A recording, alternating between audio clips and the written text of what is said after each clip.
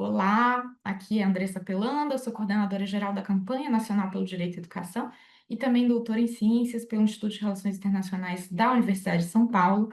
Nós da campanha fizemos o monitoramento do Plano Nacional de Educação nesses 11 anos de plano e estamos aqui para debater um pouquinho o que nós descobrimos, aprendemos com esse monitoramento, também mostrar um pouco quais são as análises que são possíveis a partir dessa sistematização de dados e também aprofundar sobre a situação das várias metas e estratégias do Plano Nacional de Educação. Vamos lá.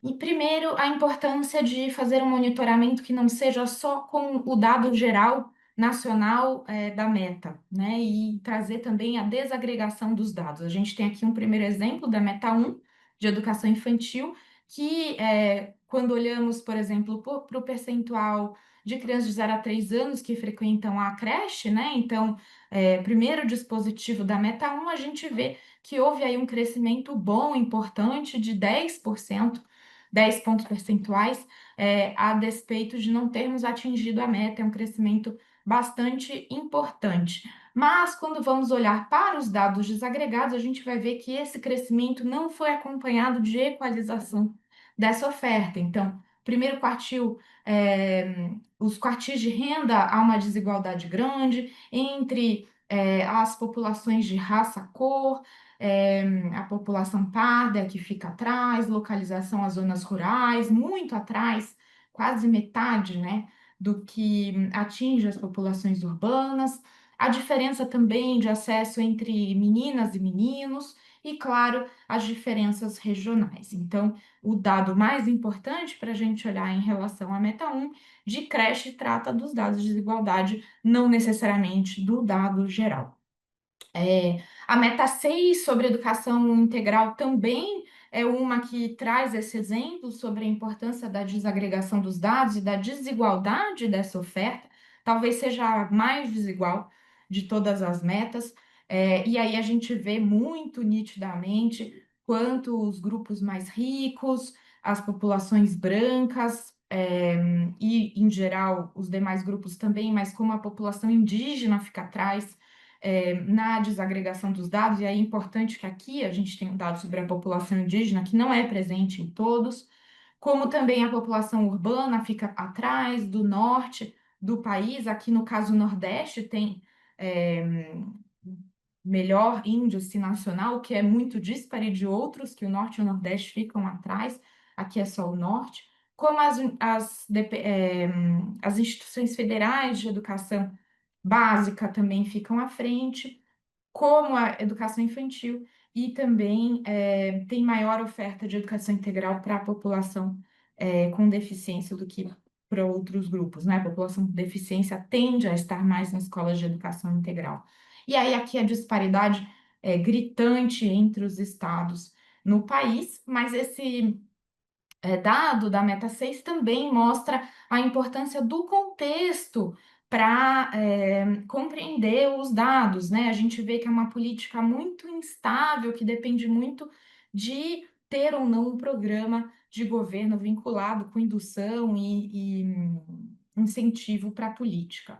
Aqui a Meta 19 sobre gestão democrática, ela vai mostrar também essa importância do contexto para o dado a partir esse aqui é o dado da Meta, né? O percentual de diretores de escolas públicas que acessam cargo via processo seletivo qualificado e eleição com participação da comunidade escolar.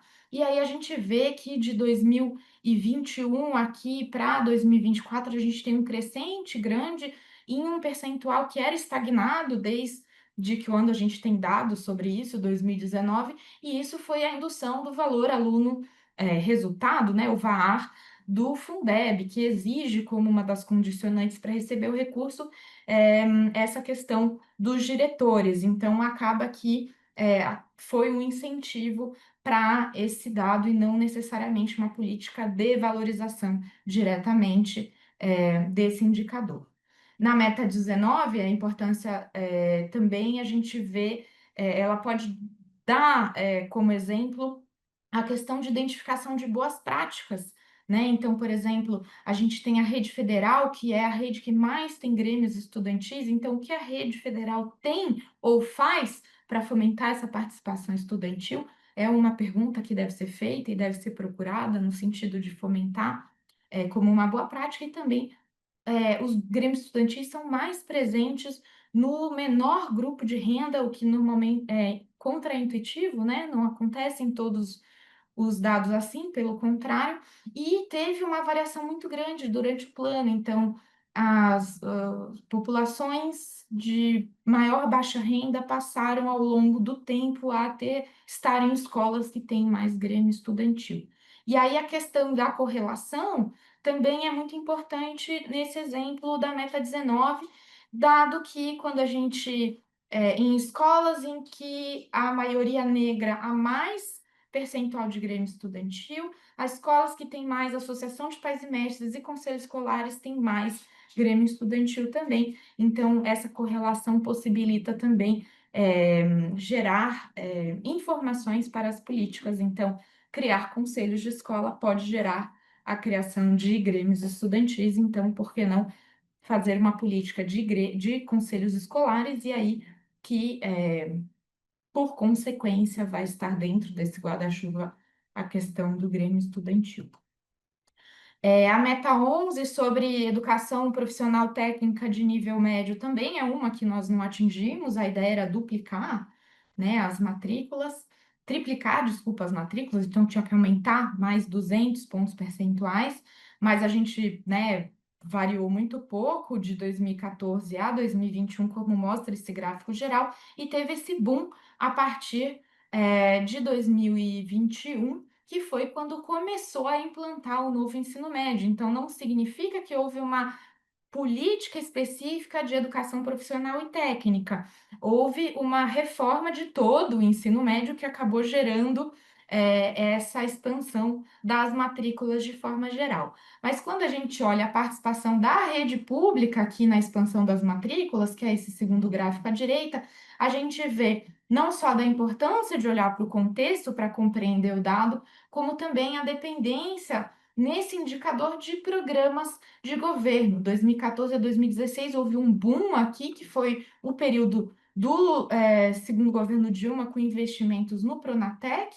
De 16 a 2021, quase não houve, né, políticas em relação a isso, muito pelo contrário, corte de gastos, etc. Então, tem uma queda aqui na participação da rede pública na expansão de matrículas.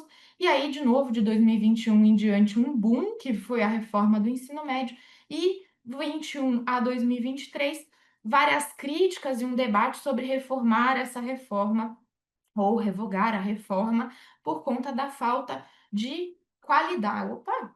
Por conta da falta de qualidade aqui no ensino médio. 2023, essa reforma da reforma foi feita e volta a expandir a participação da rede pública na expansão das matrículas nessa modalidade. E aí a gente vê, né, quando vai olhar para o dado desagregado, para de fato balizar se essa análise faz sentido, ela, ela reverbera aqui, mostrando, né, que a baixa qualidade da reforma faz com que os grupos de maior rendimento acabam saindo, né, da rede pública e caindo aqui, né, retrocedendo em matrículas nesse período. A meta 10 sobre EJA, né, vinculada à educação profissional, também é um grande exemplo da importância de desagregação de dados, e aí não só disso, mas também da desigualdade, olhar para essa desagregação para verificar essa desigualdade que acontece, e a gente vê desigualdade de renda muito forte, desigualdade das regiões e também das faixas etárias aqui.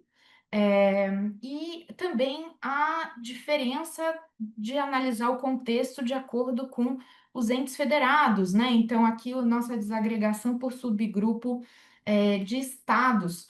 E aí a gente vê que, por exemplo, o estado de Alagoas e do Piauí, que não são os estados mais ricos, têm maiores percentuais de matrícula de EJA integrados à educação profissional, e aí pode ser uma questão de vontade política, de demanda da população, de investimento dos próprios entes, não sei, cada um vai variar, mas ele mostra aí já como a gente precisa também olhar para os casos no nível subnacional por estado.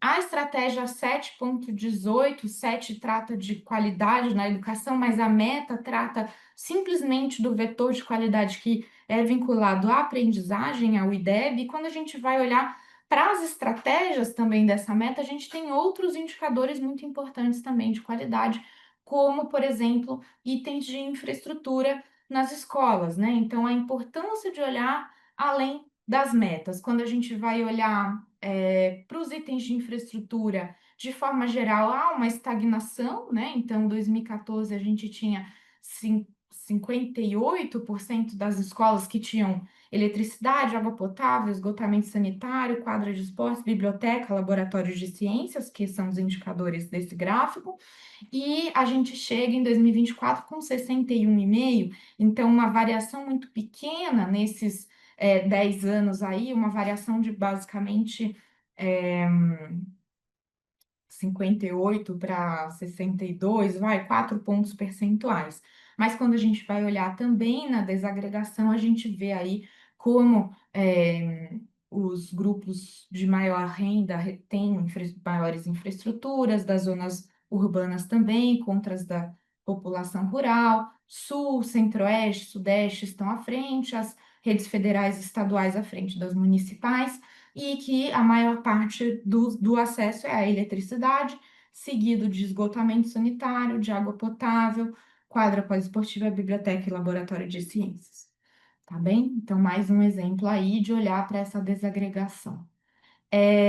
A meta 2 eu já falei, né, que nos ensina, que tem um retrocesso, e aí aqui esse retrocesso está presente nesse primeiro gráfico, que vai de 97% da população de 6 a 14 anos que frequenta ou já concluiu o ensino fundamental para 95,8, aí essa variação ao longo do plano. Agora, quando a gente olha para o ensino fundamental concluído, que é o segundo dispositivo da meta, houve uma melhoria.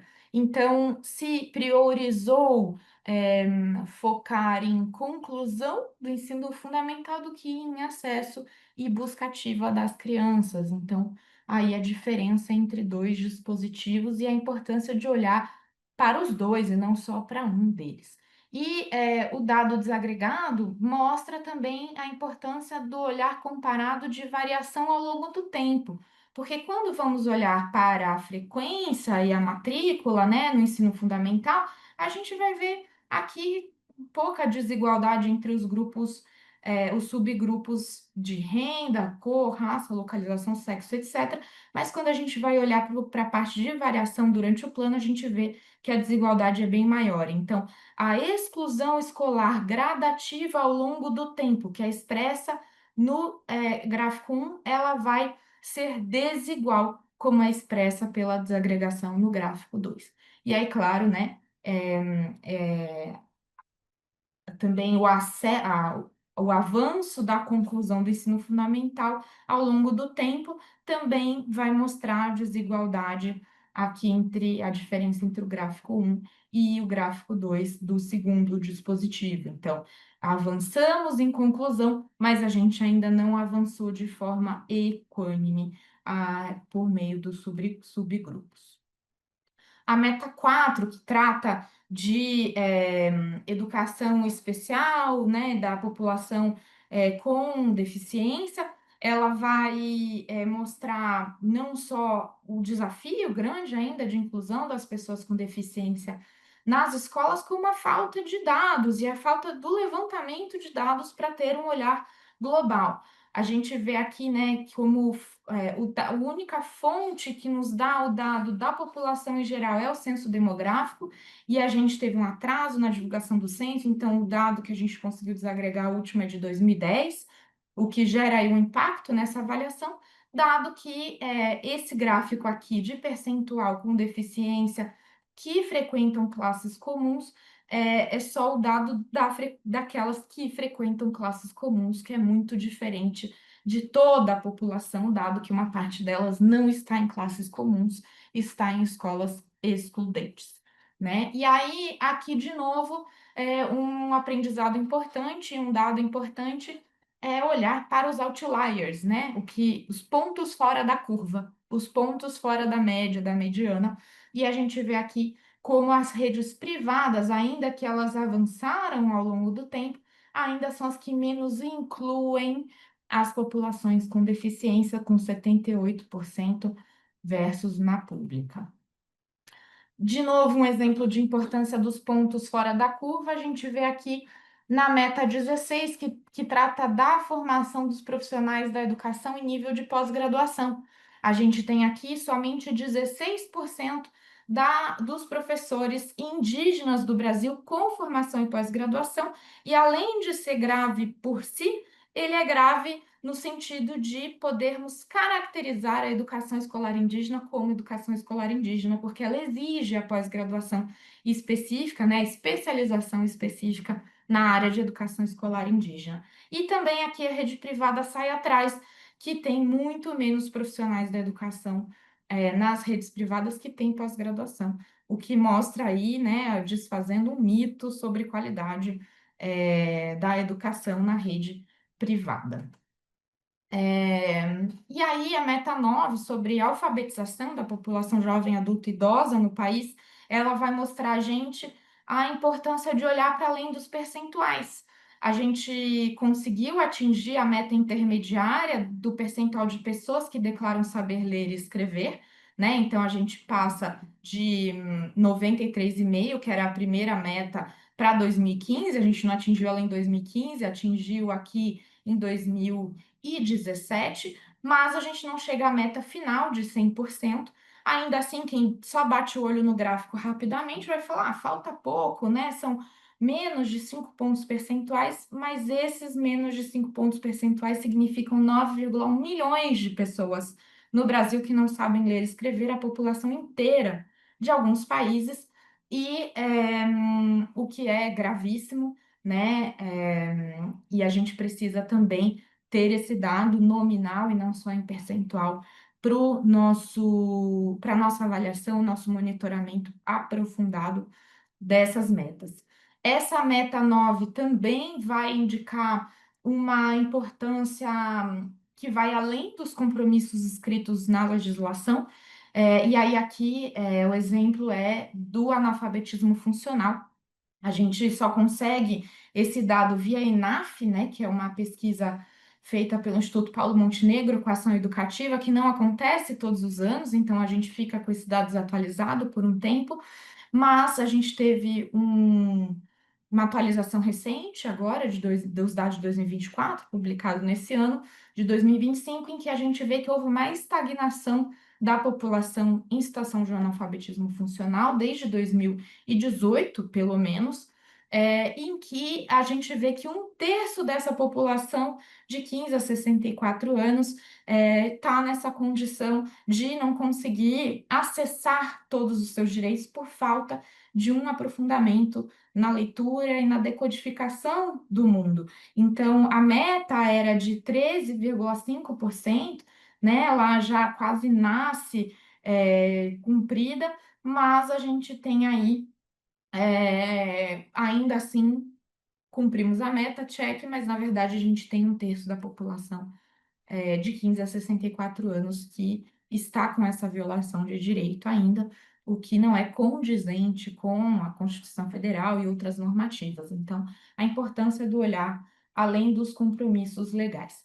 E isso era um pouco do que a gente queria trazer, não só o dado do monitoramento, das problemáticas importantes que a gente precisa olhar nesse plano, mas através desse percurso dos dados, olhar também para o que esses números nos dizem por trás do balanço e do monitoramento dos planos e como eles podem informar não só o controle, o monitoramento e a avaliação, como também a construção de novas políticas, e é a partir deles também que a gente construiu as nossas propostas para o novo Plano Nacional de Educação.